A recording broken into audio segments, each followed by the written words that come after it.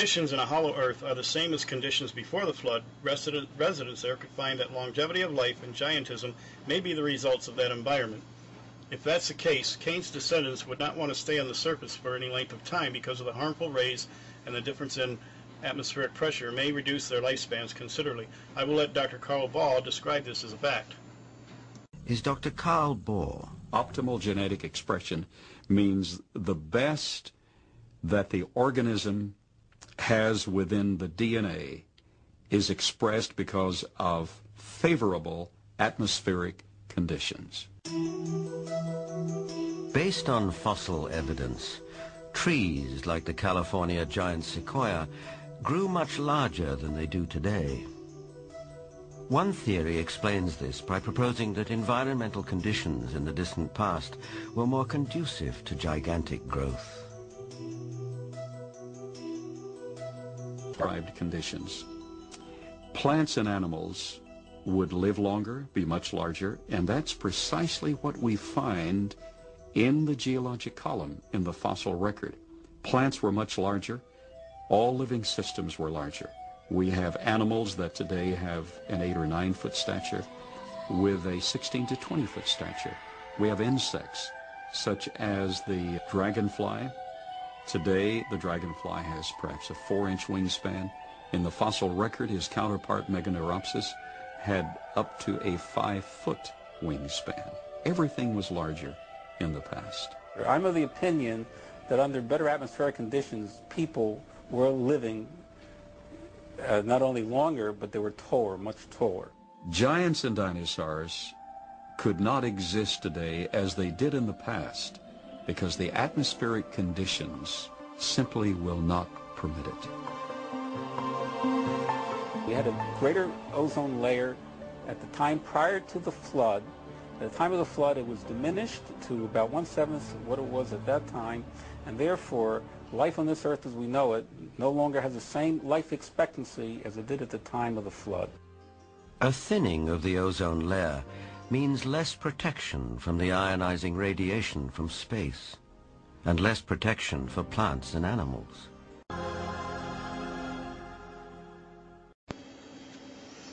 As common as the flood account is throughout the whole world, so too is the account of giants.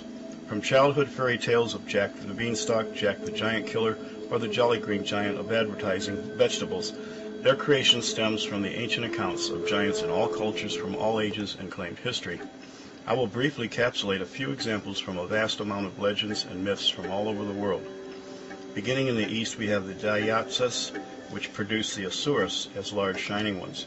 In Thailand, we have the Yak, where we find huge stone jars with lids strewn about in a path starting from northern India through Thailand down into Laos and Vietnam, suggesting a migratory pathway that belonged to some very large owners.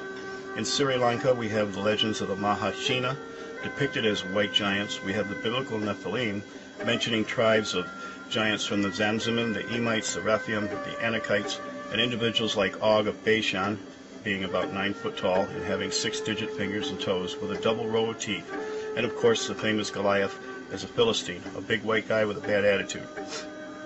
We have the Greek and Roman Parthenons, consisting of deities that were giant gods and their offspring, the Titans, Hercules being the most famous. We have the lion men of Moab. We have the Assyrian god Zoroaster, who was a large bearded white man that flew in a shiny disc and wore a pennant of a German knight's cross. We have the jinn of the Arabic world, with an Islamic folklore about 4 giants, 2 of them whom were named Gog and Magog. They were sent out to guard the 4 corners of the earth. Later, this myth may have been modified in Russia and described the 2 giants, Gog and Magog, who came out of the Euphrates River to guard the pillars and opening to the mythical gates of Alexandria. This account sounds similar to the prophetic account in Revelations, where the 4 spirits are loosed from the Euphrates and prepare the way of crossing for the kings of the east to invade Israel in the valley of British lore has 33 wives of a Roman emperor that were exiled from Rome and washed ashore in England, who then married with demons and produced the giants Gog and Magog. Irish lore claims that they are descendants of Gog. In Europe, we have ogres, trolls, and other giants in myths and legends. Thor, Grendel, and Freya of Nordic myths as part of Wagner's operas are the most familiar of the Norse gods. In Greenland, the Inuit have a legend of an Inuit hunter who faces Sakil Yuusi of the Tarnuk, or long-ago people, who in past times made the Inuit disappear. In Northern America, most American Indian tribes and locations over the entire continent can recount legends about encounters with giants. The Shawnees claim a civilization of large whites lived in Florida before they arrived and left their buildings going back into the caves of the earth. Incas have a similar folklore of a subterranean white race that travels via caves. Legends of the Oglala Sioux claim that the giant white men lived in the northern areas. Archaeological evidence seems to confirm this. The Hopi tales have encounters of large white giants that came out of the nearby caves. They also claim and found the founding of their religious beliefs came to them by encounters of the Pahana, large white brothers that came from the heavens. Above every teepee was placed their main icon, a sign of good luck, the swastika. In South America, we have the Viracocha of the Incas, Kukulkan of the Mayans, and Quetzalcoatl of the Aztecs, and in the central areas, Gucamets. They are all described as gigantic or tall white bearded gods that came from the skies. Viracocha was said to have made giants and then humans. The giants were named after him and were tall bearded white humanoids and are said to have built the cities in the area. It was said that the giants soon ate all the game and then began to eat humans. They all became corrupt, and Viracocha destroyed them in a flood. Spanish explorers found large human bones and skeletons, and the natives told them of the Viracocha. When they came upon the ruins at Tiwanaku, Bolivia, the explorers were told that the Viracocha built the city in one night by floating 2 to 5 ton blocks in place by a magic trumpet. We are only beginning to understand light and sound as power sources, and it may be this was an actual application of an unknown physics of harmonics applied to some kind of electromagnetic anti-gravity applications as revealed by Nikola Tesla. The fierceness of these deities reflect upon the cultures of the Incas, Mayas, and Aztecs as they practiced cannibalism and rituals of sacrifice ripped out a person's heart while they were still conscious. In spite of such depravity, the giants also bestowed upon their human worshippers technology beyond their proper time frame. Many of the tribes performed trepanning, a form of brain surgery, and Mayans had a calendar as accurate as our modern-day atomic clock. In all the myths and legends of giants, there is one that is always left out, and yet is pivotal to understanding how these ancient mysteries have already affected our own modern history today. Helena Blavatsky was born of Russian nobility and later moved to New York in the late 1800s. She has been credited as being the godmother of the New Age movement. She traveled extensively and combined myths, legends, religions, and pseudoscience to a philosophy religion called Theosophy, melding Hinduism, Buddhism, and Taoism and the mystery ancient schools of Egypt, the Mithraism of the Grecian and Roman empires, and Babylon. She brought back the serious worship of these ancients as an updated intellectual form of Gnostic philosophy. Her 2-volume text, called The Secret Doctrine, has impacted the world almost as much as the Bible, only in the opposite matter. I personally call her the anti-Moses. She defined a time when the golden age of the gods dominated the earth. It was said that there were 7 different races that had superhuman power, created from dirt and primates. They soon misused their powers and became violent and tried to dominate each other. Some were giants, others were grotesque like monsters. The gods realized that they had to find a solution to this problem. They created a new Superman to dominate and eventually lead the others back on the right path. This new stock came genetically from the gods themselves and were supposed to be superior in strength. Trained by the Manu, gods from the heavens, they were isolated into the high mountainous regions to prepare for their future roles as leaders. The other races discovered the plan, and war against the new master race began. The master race wins the war, but in the process loses their spirituality and their powers. A religion was given to them by the Manu, and a special sign showing their uniqueness apart from the other races. It was the sign of the sun wheel. This symbol, as described by Blavatsky, revealed the flow of the electromagnetic creative flow, Fohat, as a pure energy consciousness called Atma, which came from a hollow earth from the north and flowing back into the pole in the south called the Pit. This was also prophetic of the race's origin as coming first out of the earth in the North Pole, and then their prophetic eventual return to the underworld place or origin near the end of their Dharma cycle, which is going back into the opening at the South Pole, or the Pit. The arm of this sun wheel depicted centripetal or centrifugal flows and indicated the past or future of the race. In Atlantis, the master race thrived. until another war broke out between other races and the men who destroyed Atlantis with a flood. The surviving master race was taken safely to the mountaintops of the Himalayan mountains, and there in Shambhala they would await for their destined role to rule the new world. If you haven't guessed it so far, the master race was called the Aryan, and the sunwheel sign was called the swastika. This was the religion and driving force which brought the Nazis to do everything they did in their 12 years of global terror.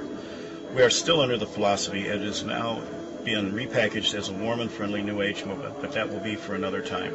The Nazis were in pursuit of large white giants they believed to be their pure-strained blood brothers.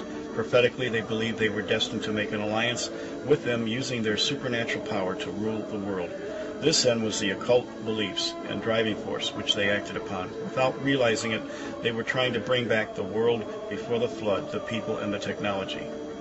Other evidence of giants are in relics found. We have many wall reliefs and objects of artwork depicting giants, but how about actual concrete evidence of giants?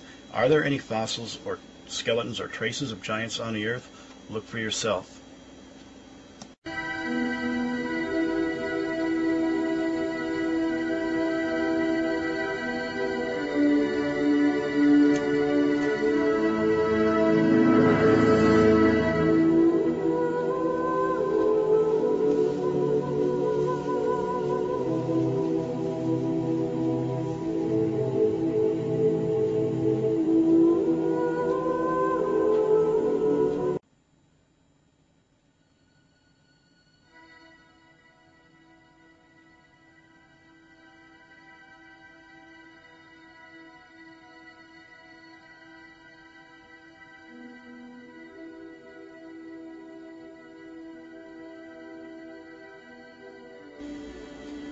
Large burial mounds are found all throughout Central and Eastern America.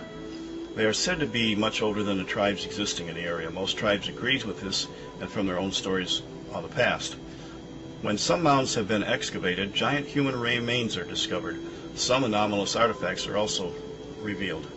There are claims today that the Smithsonian Institute, as well as others in the scientific communities, are involved in suppressing and covering up anything that would conflict with the belief in evolution.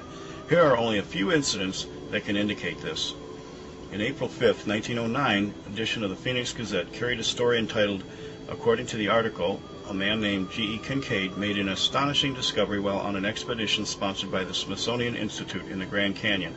Among his findings, a mammoth chamber about 1,400 feet underground from which radiates dozens of passageways like spokes of a wheel. Several hundred rooms, some of which contain artifacts such as weapons and copper instruments of a kind that have never been known to be native to the Americans. A crypt containing mummies, all adult males wrapped in bark fabric. A shrine containing a Buddha-like idol sitting cross-legged with a lotus flower in each hand. Stone tablets on which are carved mysterious Egyptian-like hieroglyphics. The article also mentions a legend of the Hopi Indians that say their ancestors once lived in an underground cavern world in the Grand Canyon.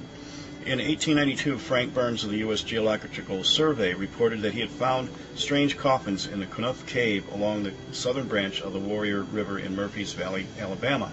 The wooden coffins appeared to be hollowed out by fire, then chiseled with stone or copper tools. Each coffin was 7.5 feet long, 14 to 18 inches wide, and 6 to 7 inches deep. The lids were open on empty coffins. The specimens were sent to the Smithsonian Institute. However, museum officials suggested the coffins might actually be troughs. In any case, the museum lost the artifacts. While searching in a cave near the Grand Canyon at Barranca de Cober in northern Mexico, in the early 1930s, explorer Paxton Hayes came across 34 mummified men and women. All had blonde hair, all rose to heights between 7 to 8 feet. In 1833, soldiers digging a pit at Lompoc Rancho, California, unearthed a 12-foot tall giant with double rows of teeth, both on top and on the bottom. The Lompoc's giant's teeth were unusual, but they were not unique. Another ancient skeleton found on Santa Rosa Island off the coast of California showed the same dental peculiarities. In 1879, some Indiana archaeologists dug into the ancient burial mound in Brewersville, Indiana, and unearthed a human skeleton that measured 9 foot 8 inches in length. The bones, which were stored in a grain mill, were swept away in a 1937 flood. In the 1880s, while digging in a mound at Sarie in Bradford County, Pennsylvania, a reputable group of antiquarians found skeletons of humans measuring not only above 7 foot tall, but having skulls with horns. located about 2 inches above the eyebrows. The diggers, including 2 professors and a Pennsylvania state historian, turned what they found over to the